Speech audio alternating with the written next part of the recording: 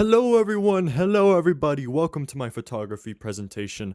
Now today, I got a very special slideshow for you, because today I'm going to be going over my top 5 photos from this whole school year. Now if you didn't know this about me, for my whole sophomore year I've been in Photo 1, and I plan on taking Photography 2 next year as well. Not only am I doing a real video for my YouTube channel about this photography class I've been taking, but I also need to do a presentation IRL in my class. So this is literally just me practicing, and I just thought it would be a cool idea also. And I really want to do a good presentation in the class, so yeah. Now the rules is that I have to have at least 6 slides on my presentation and show off at least 6 photos to show my progression throughout the year. Now I went a little extra and I have a total of 10 slides. But all of this has to be done in under 5 minutes.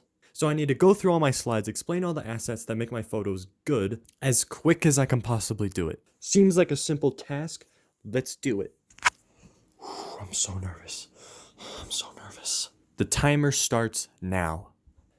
Hello everybody, you're about to see a side of me that you've never seen throughout this whole year of photography. Are you ready? Alright, let's do it. Hello everybody, welcome to my final Photo 1 presentation. I am Professor Teagues, and let's get started. Now our first photo that we're going to be looking at here is from our headshot project in November. Now with this piece in particular, we have a story being told through expression. You see how they're both smiling and stuff? Yeah, very epic. There's also a very warm feeling given in this photo. In Lightroom, I changed it to look a little more warm to give off more of a happy feeling. At this time of the day and the year, there's very hard light to really bring out all the shadows. The subject is being lit from the left side of the photo, there's a 2/3 crop right in the middle of the thigh, and there's a medium depth of field so the background isn't the most blurry thing you've ever seen. So you can kind of tell what is going on back there. You got trees and bushes and all that, but one of the most important details that make this photo what it is that the subjects have empty space around them so you have a sense on what the environment is like. As mentioned before, there's all the trees and bushes, and you can see the sidewalk, you can see exactly where they are. When I take photos, I like to capture the moment, and in this moment we have 2 smiling faces in a courtyard. And heck, I remember this day, I remember how it went, this is how I remember it. You all probably remember it as well. Next slide. Now this is one of my more iconic photos from our electronic practice in December. There's a small depth of field, so these parts are more blurry than that thing right there. The camera is more towards the left, so you can clearly see the green light as opposed to the blue light in the background. And I think it's pretty safe to say that all the light is very hard. But what especially makes this photo unique is the cold and radiant tone. When I think of something that's metal or electronic, I think of something that's cold. And with this specifically, this is a motherboard for a PC. And components for PCs are usually advertised as powerful.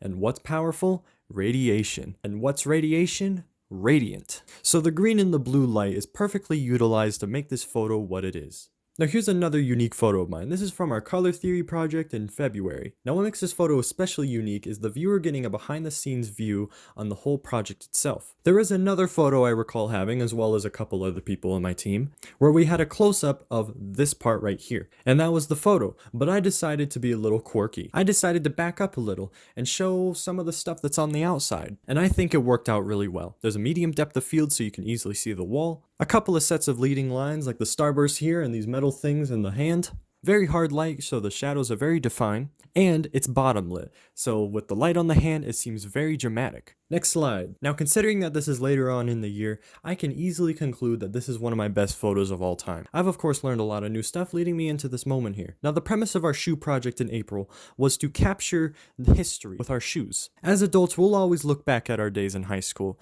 and looking at the shoes that we wore tells a lot about our story. These are the exact shoes that I have right here. They're dirty and falling apart, and these laces are in fact not the original. The original snapped in half, and so I replaced them. Shoelace.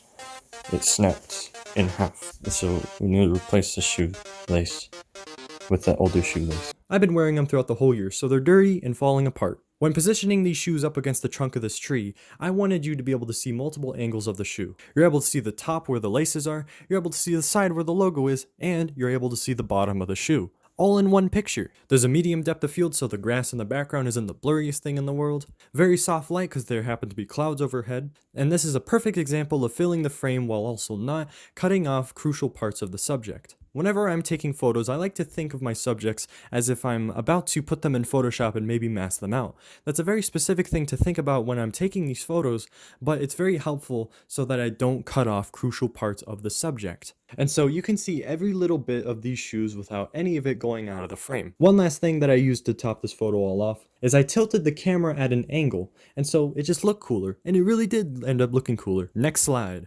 This is our conceptual design project from May. It's a combination of 5 photos, the hummingbird, me praying in the corner, this dude on top of the bird, and in the background I combined it with starburst, and I put a swirl effect that you can see in the middle behind the hummingbird. And I took this photo of this cactus bush thing, I don't remember what they're called, and I put a blending mode on it, and so all these black lines show up everywhere. It's to make the background not look so empty. And of course there's a blending mode over pretty much every single photo except for the man and the bird. And so with the blending effect making all those photos slightly transparent, I put a purple and blue gradient under all of it. And so that's why the whole photo is all purple and stylized in that kind of color. And of course this took me 3 days to make. A total of 3 hours, because a lot of ideas that I had for this were scrapped. I would spend a whole half hour working on some kind of flower design in the bird's feathers only to realize it looks stupid, and so I cut it out. So I spent a lot of time perfecting this and making sure it looks the best I can possibly make it. Now time for our last photo.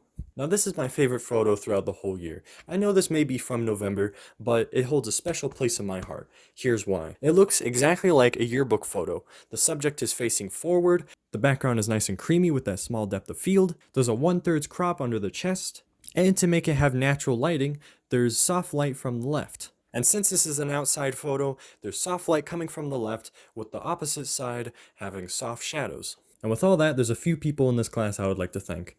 My partners in crime. They helped me a lot throughout this whole year, and they were really fun to work with. So because of them, this class will forever be remembered. I think my favorite thing to shoot in this class is people, or animals, live subjects. And so throughout this whole year, Wabesy has been the perfect candidate for that. I remember every single project, I'd like to snap a few pictures of him every single time. I suppose that's my 5-minute mark, and that concludes my presentation.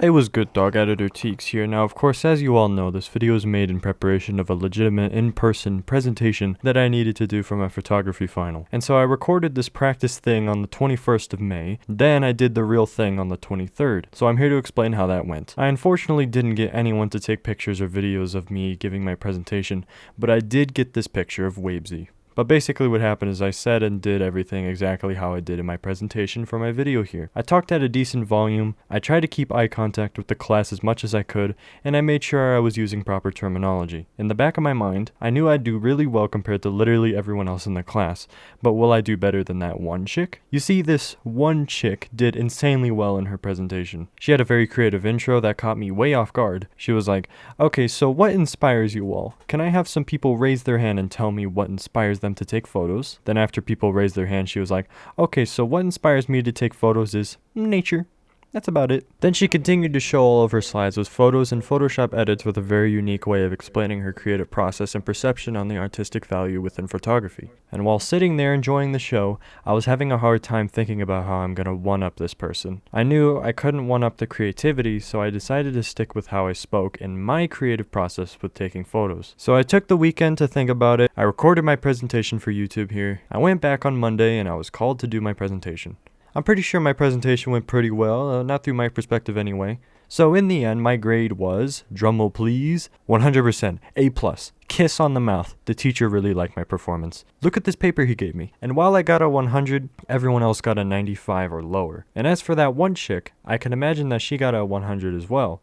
But I don't know for sure because I thought it would be a little rude to go up to her and ask what grade she got. So the debate on whether or not I did better than her shall live on longer than expected. I asked one of my partners in crime if I did better than her, and he couldn't really give me a straight answer because he's kind of a simp for her. But yeah, overall there was a fair share of people in the class that did either mid, decent, or downright horrible on their presentation. Anyway, so this is my way of showing that everyone below my feet is human trash and I am better than all of you. I am now about to finish summer break pretty soon while this video is uploaded, and so I'll be a full-time junior once the next school year starts. But yeah, that's about it.